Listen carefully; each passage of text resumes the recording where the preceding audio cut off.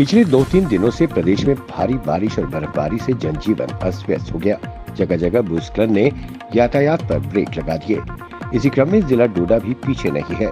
कई क्षेत्रों में भूस्खलन के समाचार हैं और जिला प्रशासन की टीमें मौके पर पहुंचकर लोगों को यथासंभव मदद कर रही है। इस दौरान पुल डोडा में भूस्खलन की चपेट में एक मोटरसाइकिल और एक वाहन के आने से 2 लोग जख्मी हो गए, जिन्हें तुरंत रेस्क्यू कर जिला अस्पताल में इलाज के लिए भर्ती कराया गया है।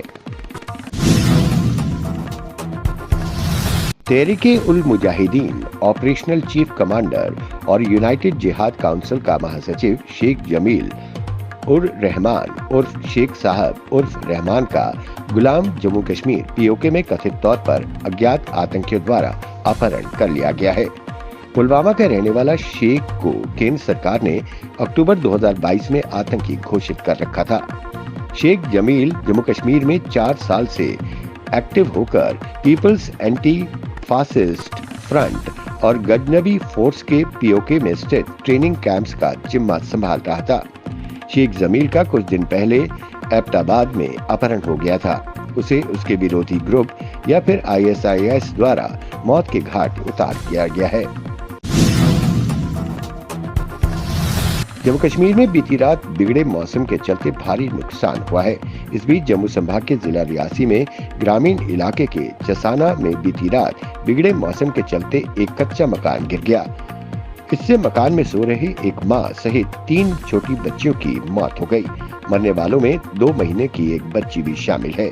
वहीं एक अन्य कच्चा मकान गिरने से बुजुर्ग दंपति गंभीर रूप से घायल हो गए, जिनका इलाज PHC में जारी है। उपराज्यपाल मनोज सिन्हा ने कहा कि पुराने समय में देखें तो जम्मू कश्मीर की महिलाओं में वास्तविकता में राज करती थी, लेकिन अनुच्छेद 370 की आड़ में यहाँ की बेटियों के साथ बहुत भेदभाव हुआ।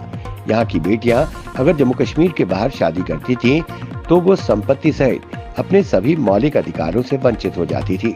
प्रधानमंत्री नरेंद्र मोदी के नेतृत्व में महिलाओं को सामाजिक आर्थिक सशक्तिकरण और समान अवसरों की धारा 370 की आड़ में पैदा की गई बाधाओं को समाप्त कर दिया। उपराज्यपाल मनोज सिन्हा ने कन्वेंशन सेंटर में राष्ट्र महिला आयोग के सेलिब्रेटिंग इंस्पायरेशनल वुमेन विषय पर आयोजित कार्यक्रम को संबोधित करते हुए ये बातें कही।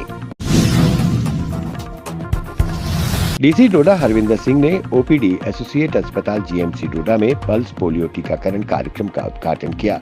ये कार्यक्रम नेशनल पल्स पोलियो डे के उपलक्ष्य में आयोजित किया गया था। कार्यक्रम के दौरान ये जानकारी दी गई कि जिले भर में 507 पल्स पोलियो टीकाकरण बूथों की सहायता से 5 वर्ष से कम उम्र के लगभग 45,000 बच्चों को पल्स पोलियो की खुराक मिली। बड़ी संख्या में लोगों ने अपने नवजात शिशुओं के साथ पल्स पोलियो खुराक लेने के लिए इस कार्यक्रम में भाग लिया। पटना के गांधी मैदान में महागठबंधन के कार्यकर्ताओं और समर्थकों की भारी भीड़ उमड़ी। छोटी छोटी टुकड़ियों में सभी दलों के कार्यकर्ता गांधी मैदान पहुंचे। वहीं अपने संबोधन में लालू प्रसाद यादव ने केंद्र और खासकर नरेंद्र मोदी पर जमकर हमला बोला। उन्होंने कहा कि हम सब मिलकर इनको ढेल देंगे। वहीं उन्होंने कहा कि हमने मंडल कमीशन लागू करवाया। इस दौरान उन्होंने बोला कि सबको धोखा देना मोदी की गारंटी है। वहीं लालू ने प्रधानमंत्री नरेंद्र मोदी को हिंदू मानने से इनकार कर दिया। इस दौरान उन्होंने प्रधानमंत्री मोदी की पारिवारिक जिंदगी पर भी हमला बोल दिया। भारत में इस साल लोकसभा चुनाव होने हैं।